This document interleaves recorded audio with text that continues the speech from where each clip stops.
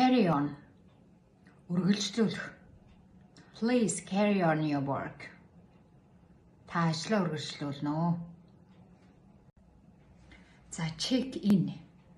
За check in гэдэг маань ямар нэгэн газар бүртгүүлээд орохыг хэлж байгаа.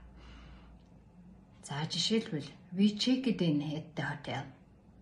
За бид нар зочид буудалдаа бүртгүүлээд орсон.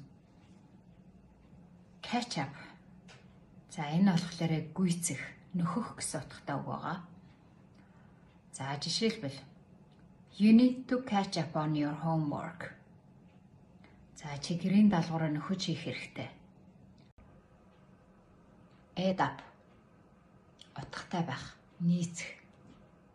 Her story doesn't add up. Түүний ярьсан зүйл утгагүй байна.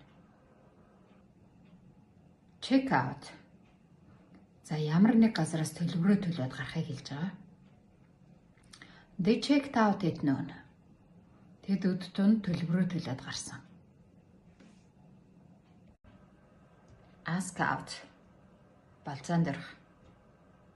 Jack asked her out to dinner. Jack түүнийг орой олзны болзоон дөрсөн. Come back. За энэ болохоор буцаж ирэх гэсэн утгатай үг байгаа. Жишээлбэл she will come back tomorrow. Тэр маргааш буцаж ирнэ. Come across. Энэ болохоор ямар нэг зүйлийг санамсаргүйгээр олох гэсэн утгыг илэрхийлж байгаа. I came across my old photo. Би хуучин зургаа санамсаргүйгээр олсон. Come in. Орж ирэх. Please come in and sit down.